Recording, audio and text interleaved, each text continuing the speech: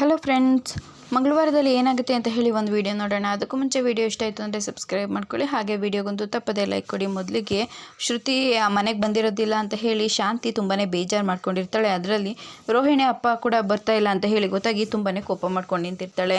ಮೀನಾ coffee ತೊಗೊಂಡು ಬರ್ತಾಳೆ, ಅವ್ರ ಮಾವನ್ ಕೊಡ್ತಾಳೆ. ಹಾಗೆ ಅವ್ರ ಅತ್ತೆಗೂ ಕೂಡ ಕೊಡೋದಕ್ಕೆ ಬರ್ತಾಳೆ. ಆಗ ಅತ್ತೆ ಕಾಫಿ ತೊಗೊಳ್ಳಿ. ಏಯ್ ನನಗೆ ಕಾಫಿ ಬೇಡ ಕಣೆ, ನಾನೇನಾದರೂ ನಿನಗೆ ಕಾಫಿ ಬೇಕು ಅಂತ ಕೇಳಿದ್ನ? ಅಲ್ಲ ಅತ್ತೆ, ನೀವು ಈ ಟೈಮಿಗೆ ಕರೆಕ್ಟಾಗಿ ಕಾಫಿ ಟೀ ಕುಡಿತೀರಾ, ಅದಕ್ಕೆ ತೊಗೊಂಡು ಬಂದೆ ಅಷ್ಟೇ. ಏಯ್ ನಾನು ಕೇಳಿದರೆ ಮಾತ್ರ ತಂದುಕೊಡು, ಇಲ್ಲಾಂದರೆ ಅಧಿಕ ಪ್ರಸಂಗತನ ಮಾಡೋದಕ್ಕೆ ಬರಬೇಡ ನೀನು ಅಂತ ಹೇಳಿ ಕಾಫಿ ಲೋಟನ ಬಿಸಾಕ್ಬಿಡ್ತಾಳೆ. ಶಾಂತಿ, ಯಾಕೆ ಆ ಮೀನನ ಮೇಲೆ ಆ ರೀತಿ ಕೂಗಾಡ್ತಾ ಇದೆಯಾ? ಅವಳೇನೇ ಮಾತಾಡಿದ್ಲು ಅಂತ ಹೇಳಿದಾಗ ಎಲ್ಲರೂ ಕೂಡ ಬಂದುಬಿಡ್ತಾರೆ. ಯಾಕೆ ಅಂತಂದರೆ ಈ ಮನೆಗೆ ಬಂದಿದ್ದ ಮಹಾಲಕ್ಷ್ಮಿನ ಈ ಮನೆಯಿಂದ ಹೋಗೋ ಥರ ಆಯಿತು. ಆಮೇಲೆ ಮನೆಗೆ ಬರ್ತಿದ್ದ ಮಹಾಲಕ್ಷ್ಮಪ್ಪನ ಮನೆಗೆ ಬರದೇ ಇರೋ ಥರ ಮಾಡಿಬಿಟ್ರು. ಅಷ್ಟು ಲಕ್ಷಾಧಿಪತಿ ಕೋಟ್ಯಾಧಿಪತಿಗಳೇ ಈ ಮನೆಗೆ ಬರದೇ ಇರೋ ಥರ ಮಾಡಿ 4 ಕಾಸಿಗೂ ಪ್ರಯೋಜನಕ್ಕೆ ಬರದೇ ಇರೋರು ಈ ಮನೆಯಲ್ಲಿ ಓಡಾಡ್ಕೊಂಡಿದ್ದಾರೆ. ಇದನ್ನೆಲ್ಲ ನೋಡಿದ್ರೆ ನನ್ನ ಹೊಟ್ಟೆ ಉರಿಯಲ್ವೇನ್ರಿ ಅಂತ ಹೇಳಿ ಕೇಳ್ತಾಳೆ. ಆಗ ಏನೇ ಮಾತಾಡ್ತಾ ಇದೆಯಾ, ಇದಕ್ಕೆಲ್ಲ ಇವ್ರು ಹೇಗೆ ಕಾರಣ ಆಗ್ತಾರೆ?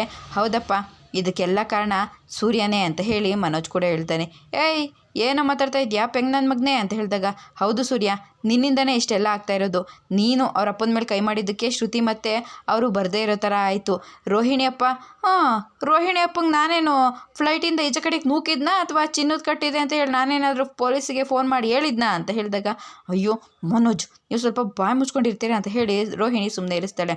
ಅಪ್ಪ, ಒಂದು ಲೆಕ್ಕದಲ್ಲಿ ಇದಕ್ಕೆ ಕಾರಣ ನೀವು ಕೂಡ ಅಂತ ಹೇಳಿ ಅವ್ರ ಅಪ್ಪನ ಮೇಲೂ ಮನೋಜ್ ಹೇಳ್ಬಿಡ್ತಾನೆ.